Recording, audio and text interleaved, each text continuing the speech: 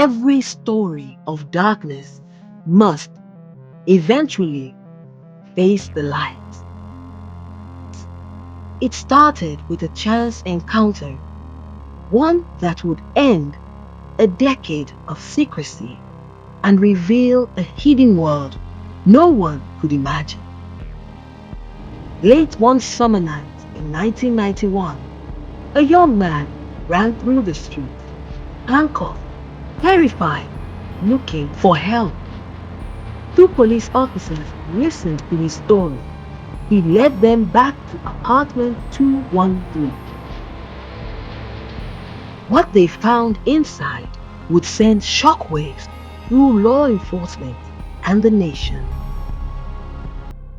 Officers entered cautiously, a faint smell, photographs that shouldn't exist, evidence so disturbing that seasoned detectives stood silent. They called for backup. Forensics teams arrived. Soon the entire building was a crime scene. Inside were Polaroids, journals, and objects that mapped the mind of a man driven by control and fear of abandonment. Investigators realized they had uncovered a story unlike any other in modern history. At the station, Jeffrey sat calmly, polite, cooperative. For hours, he spoke in a flat tone, admitting to things detectives could barely write down. He explained everything as if describing a routine. No emotion, no anger, just emptiness. Psychologists would later say his need for control over companionship defined his every act, a desire to never be left alone again. As days passed, detectives worked around the clock. Every room, every object, every photo had to be catalogued. It was methodical, clinical, but haunted by a question that no evidence could answer. Why? Across America, families waited for news. Some received closure, others received a nightmare confirmed. When the story broke, Milwaukee changed overnight.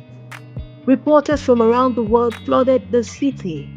For many, the question was not just what happened, but how it was missed for so long.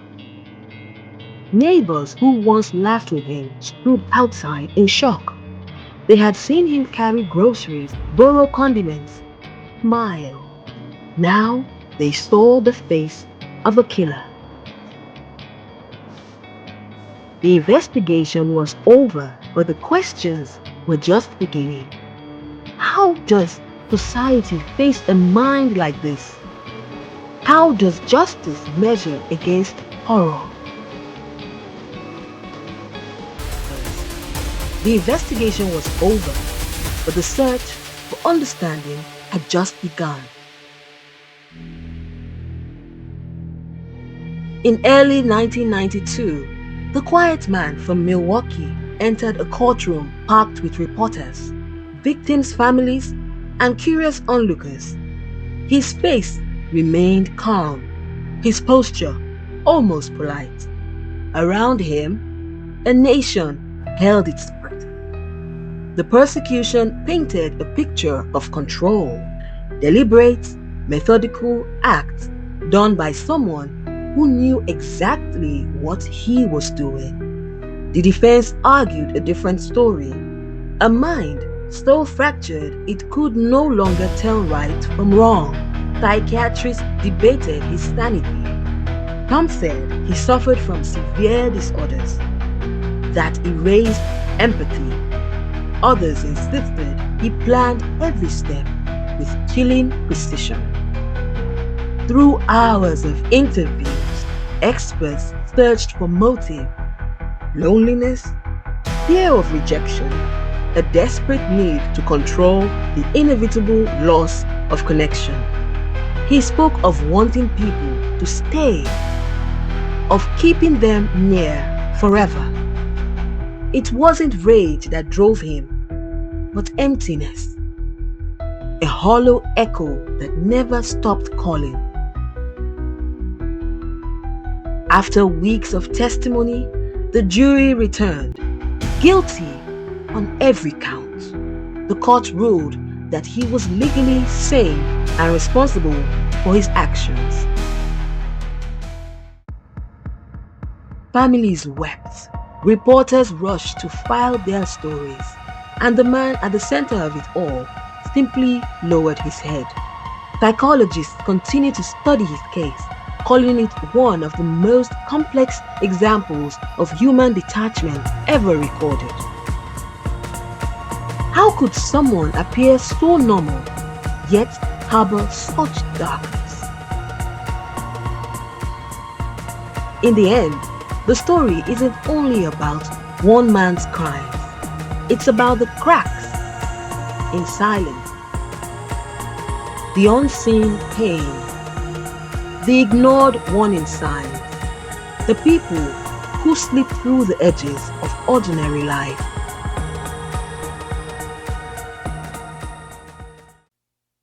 We tell these stories not to glorify darkness, but to understand it, to remind ourselves that monsters are made, not born, and that awareness is our greatest defense. Evil doesn't die. It just waits for the next open door. And sometimes, the scariest thing is realizing that door could be so close. If this story sent chills down your spine, don't just scroll away. Press that like button and share the video so more people can see it. Subscribe to True Crime Dahmer and stay with us as we keep exploring the minds the world fears the most, so we can learn to see the danger before it takes on form.